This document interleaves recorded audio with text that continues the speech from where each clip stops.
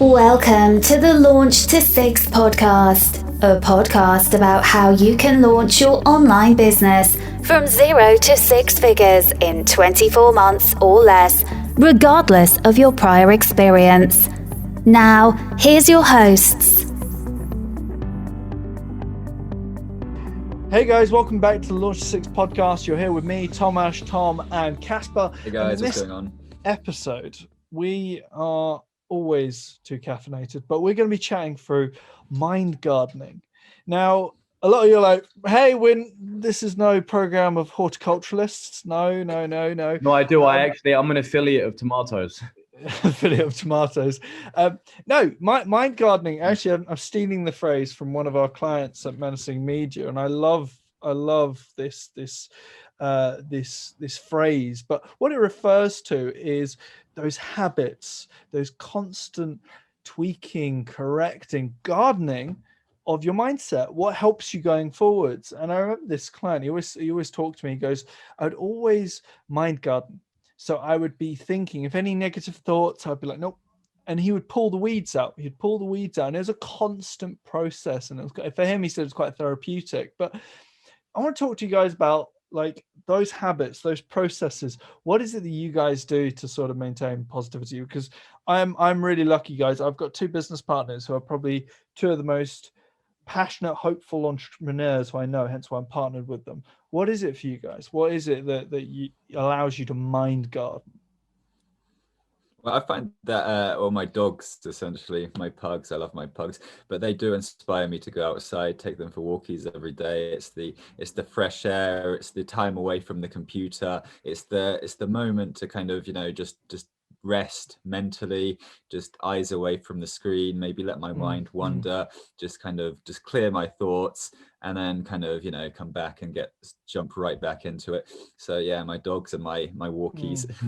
No, my they're probably walking you. That's the dog walkies. I was going to say the doggies are walking you, mate.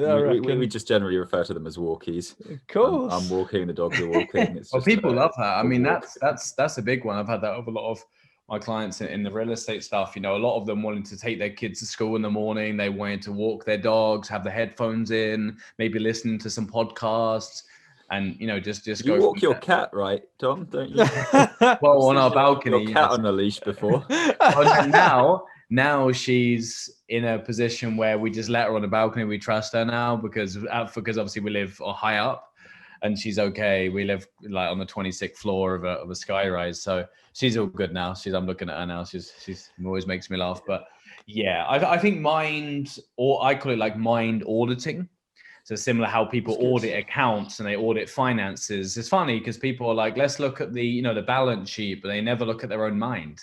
It's like your mind will create a bigger balance sheet because it's not your body. Your body, if your mind wasn't in the right place, then your body's like a vehicle. Unless you're a bodybuilder, but I mean, not in our particular case. Exactly. I don't know what you're talking about. Exactly. And man, my guns they're bigger than bazookas right now. But yeah, I mean, a lot of people, they need to audit their minds, and people don't audit their minds. They don't take it seriously. They think, oh, this self-development thing, oh, that's great. And I always used to say, I still say it, and we got our Wednesday webinar come up, is a lot of the times self-development, the stuff that the people that need it most, the advice falls on deaf ears. So the people that get it, they already get it. They're already doing their self-development. They get what you're saying there, Thomas, about auditing your mind, getting rid of the negativity. For example, like our client there at Menacing Media, he'd be like, yeah, that's amazing. I agree with what these guys are saying. The people that go, oh, no, I don't need this. This is silly. This is rubbish. They do need it. Like I did. I was one of the most negative people you would ever meet. And I was always negative all the time. There was a character, I think it's from a 90s television show. It's called Victor Meldrum, I think in the UK. I think it might be the 90s. Yeah, 1 foot in the grave. Yes, and he was always moaning. I didn't even watch a show, but that's what my mom and dad used to call me. He's always moaning. He's complaining about everything. I used to moan about food. I used to moan that there wasn't enough food in the fridge. I'd moan at everyone. I'd hate rich people. I think they're greedy. I was not a bad person, but I was extremely negative about everything. And because I was confused. I was confused and I was insecure in my own skin, and and I didn't feel part of the group. I didn't feel part of the group, and I didn't ever audit to make it relevant to the podcast. I didn't ever audit my mind. I used to think I don't need that. I'm perfect, and I was good in some areas. Sports, I was very good at sports, but when it come down to my own personal development, I was horrendous. And so I'm the biggest advocate of working on yourself, because no one else will work on you. That's something we can't, unfortunately, we can't hire a virtual assistant on Upwork.com to audit our mind. We can't do that. We have to do it ourselves. And sometimes it's painful. For example, if you've got a wardrobe and you go in your wardrobe and there's clothes everywhere, at first it's overwhelming. But when you just take, okay, one bit of clothing out, iron it, let's clear it up, let's clean up our house. And, then it starts to become more organized. I'm sure do you guys have this as well? Or it might just be me. When you clear up the house, you just feel good. Yeah. My chest of drawers is arranged by color. Do you know what I mean? Right? Like when you just need, they might not be as OCD as you, but but they're just more, you feel more neat. Or for example, a clean desk. When I do my webinars, I like to have my coffee. I like to have a water. I like to have my notes. I don't want things. I like to have my plant. And I'm organized. But if I'm scatty, then that means my mind's scatty, and I'm just going to be in a bad position. So yeah, I mean, that's just what I think. It's not even that. I mean, well, no, it is that, but the whole idea of that ability to kind of garden your mind and tidying up, I think it's a huge one, because I mean, your environment has a big impact on you. You can really tell when I'm all over the place, my brain's scattered, because my room is a mess. My office is a mess. It's my space is messy, and that really reflects on my mindset. And so, I mean, even Bill Gates, some of the most successful people in the world, you might not agree with Bill Gates, whatever, but one of his biggest habits, as he says, is tidying his office at the end of the day, making a list, straightening. And the same goes for your mindset. I have my life laws on my wall that I go to, and one of them is do not speak ill of somebody who's not there to defend themselves. Yeah, or it's having the ability to catch yourself in that moment. And you might have a day where you feel like everything's going wrong and all the rest of it, and you're like, oh my gosh. Now that's a feedback loop, because you will sense your mindset. You'll start to look for these things that will cause you to feel bad. It's just what happens. You will activate your reticular activating system. Something's gone wrong. The day's going wrong. Oh my God, right, everything's going wrong. All of a sudden, you're noticing the red, the red stoplight. You should notice red stoplight, by the way, guys. But all of a sudden, you're noticing the things that aren't going in your way. And so the idea to be able to catch yourself and go, actually stop, pause. Right, this is a negative thought. Is it serving me? Is it bringing me joy? Is it driving me towards my goals? No. Is it important? No. Do I need it then? No. Okay, I'm going to remove that. And admittedly, psychologically, you have to acknowledge things that annoy you. If you get into an argument with somebody, acknowledge that. It's bad to bottle up. However, on the other side of it, you've got to be able to then say, right, okay, is this helping my mind garden? Is it going to drive me forwards? And the ability to actually, I remember chatting to one entrepreneur, believe this or not, the way he used to describe it, I love this. And he used to apply this to everything. He used to say, I have this gauge in my mind, like, from one side to the other, imagine a 180-degree gauge. And I thought, okay, where are you going with this? And he goes, well, one side, it goes 100% green towards my goals. And the other side is red. So it's completely against my goals. And whenever he went to different activities or whatever he was doing, if he was watching TV and it was some particularly garbage piece of TV, and he would go, oh, where's my gauge? And if it was over to the other side, he would go, no, okay, I'm going to go do something else. And he'd switch his gauge along, and he would reward himself for that. And at that constant mindfulness of what's good, what's driving me forward, what brings me joy. I had this recently, with obviously me and Casper, you probably know us, we're massive into our cars. I remember a year or so ago, I was pretty down. I wasn't in a great place, and I remember I everything I did was very functional. I remember speaking to I had somebody who was helping with this, and she looked at me and goes, your life is so brutal and functional. I went, well, it is what it is, because I got very, very uptight with what I was doing. And she goes, what actually brings you joy? And I was like, well, I like cars and everything. And I bought myself a sports car, just something specifically for me, for the function of joy. And it was just that little act of going, right, this is something genuinely that brings me joy. I'm going to do more of that. And stuff that's not, it's just, okay, I need to survive. I'd push that to a side. Certain people who I'd spend time with, they're negative. And so, okay, I'll stop spending time with them. All of these little bits and pieces, and it's just layering on top of what you're doing. Stacks, isn't it? It is. It's a stack, and you build it, and you just constantly tweak. But there's the key, guys. You've got to be thinking about it. You've got to have that space. I do my breathing exercises in the morning. Guys, we've mentioned Wim Hof. We love you, Wim. Not affiliated, whatever. But his breathing exercises, his meditative technique, if you like. My girlfriend meditates. She loves it as well. Like that ability to pause, spend time, just sit, breathe. My gosh, like the change that it has brought about in me. I do that with my walks. I walk around the city and I take, 2 or 3 walks a day, sometimes with no headphones or some self-development or just, some spiritual talk or maybe just music, beats, something that gets me in a good alpha wave state, but just puts me in a good state. Man, I'm more refreshed. I know what I need to do. I come up with domain names and new businesses. I come up with solutions to problems that I never could when I was trying to force it. Because when you try to force something, your brain waves are at a lower state too. Like force there's a great book actually the guys can get. It's Power versus Force. It's a great book, Power versus Force. It talks about the difference between forcing. And a lot of people, if your mind is full of weeds, your mind is basically crap. So your mind is broken pretty much. And yeah, we all have it, so it's like pick out them weeds and then you're going to have soil that's ripe for a garden. It's going to be something you're proud of. But most people, I don't need to work on my mindset. It's like, well, it's like having a Ferrari with no engine. Like how are you going to show it off? No, it's great analogies. And like some of these are very kind of conceptual ideas, but when you speak to some of the most successful people, that it's such a huge part of what drives them forward, even if subconsciously they're not really all that aware from it, or maybe it's been ingrained in them. But you look at certain actions of successful great people and you can see they value their time.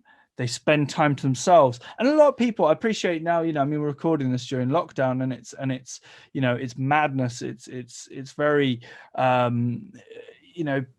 people are, and people are sort of, maybe if you've got a family, you're homeschooling. I know that's happening here quite a lot in the UK, but being able to say, do you know what? I'm going to take 5-10 minutes to just breathe, allow my mind to clear and actually mind garden, go, right, okay, where are the weeds? And it's a habit, it's an activity. A great thing too is this helped me tremendously, especially back into fact when I started becoming aware of how negative my mind was back in 2011. It was horrific. I mean, I'm not even going to go into stories of my mind was saying at the time. I was so negative. So it was so ingrained in me from an early childhood and school teachers and stuff. I read a book called The Power of Now. Eckhart Tolle is the author, and he talks about don't believe every thought that comes in your mind. Yeah. Don't believe just because your mind said he doesn't like me, he doesn't respect me, doesn't mean that's true. There's another lady called Byron Katie. She has a great practice. This will change anyone's life. I don't care if you're a millionaire. I know some guys that are worth $60 million and they have therapists. Okay, but it doesn't matter how much money you have. She has a great practice. She questions every thought, or with her students, she goes, are you 100% certain that that's true?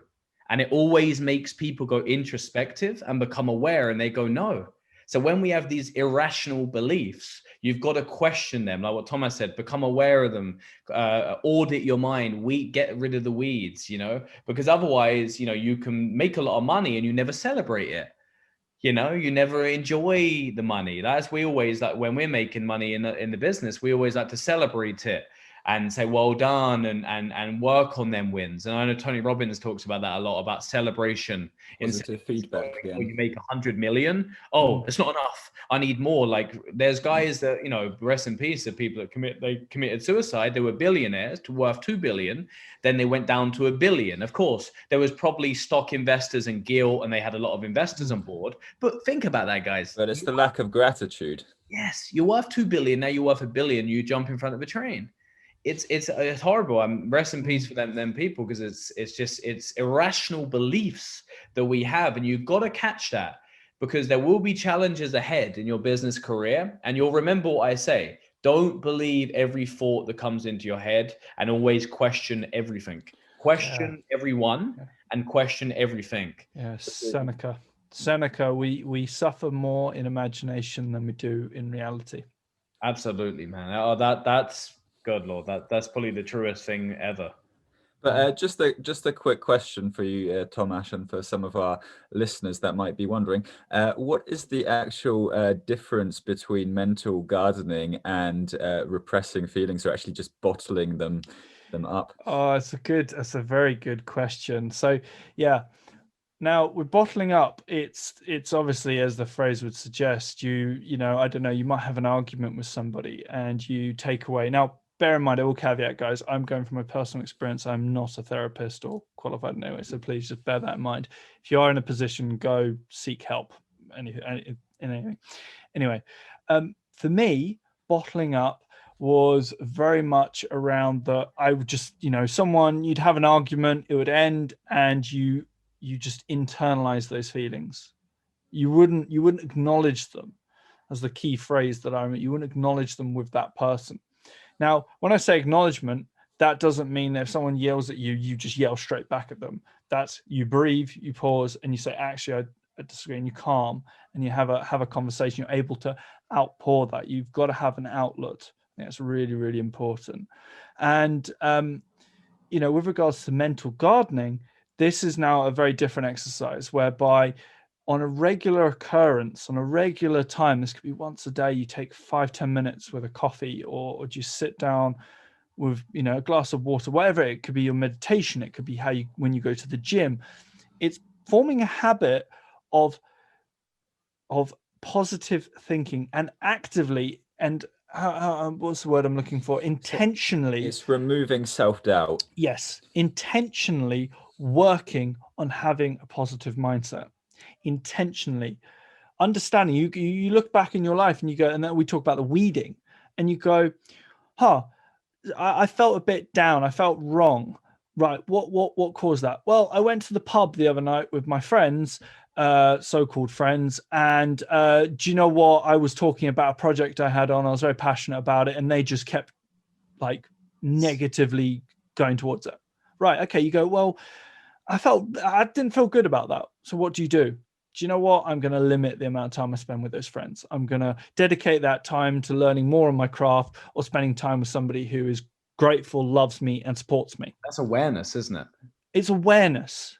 And it's having that, being consciously, intentionally aware of what is positive to you in your life and in business. Because a lot of people, I think, if you go back for a context to somebody who, you know, maybe I've done this. I mean, in my teenagers, when I was growing up, I just spent time with friends because I just thought that's what you do. I was rolling through life. I wasn't aware. I was floating, and I was just around people who just didn't contribute. Yeah. My weekend was, right, I'm going to go and get blathered. I'm going to go get drunk, you know, all the rest of it. That was all I did. You know, when I was a teenager, that was honestly. So yeah. And I mean, to sort of wrap up the episode, it's that mind gardening is that conscious time to yourself to be able to work on your positive energy. But guys, just to wrap it up, because I appreciate we've gone off on one. Guys, I hope that's been handy. That's been useful. Always check out the Launch to Six forum. And on a more serious note, if you guys, you know, if you guys are in a place where you do need help, go find that help. That's really important, and never bottle it up. Honestly, reach out to whoever it is who are happy to help. There's always somebody who's going through something similar. Yeah. But yeah, problem really shared important. is a problem halved. Absolutely. So, yeah, guys, I mean, on a slightly more, I suppose, more serious note, but as always, it's been a pleasure. Thank you so much for lending us your ears, as always. And guys, keep tuned for the next episode. Yeah. Cheers, guys. Appreciate it. Yeah. Thanks, guys. Take care. Hey guys, it's Tom Ash. We hope you guys have enjoyed the episode as much as we've loved putting it together for you. Please, guys, do us a huge favor. Hit that love button, hit that subscribe button, and review us on Apple iTunes. We do read the comments. We want to improve our content and give you guys the best that we've got. Equally, the best comment, guys, we will shout you guys out, and we are giving out free courses. So guys, please come hit that love button, leave us a review, and we'll catch you on the next podcast, guys. All the best. Take care.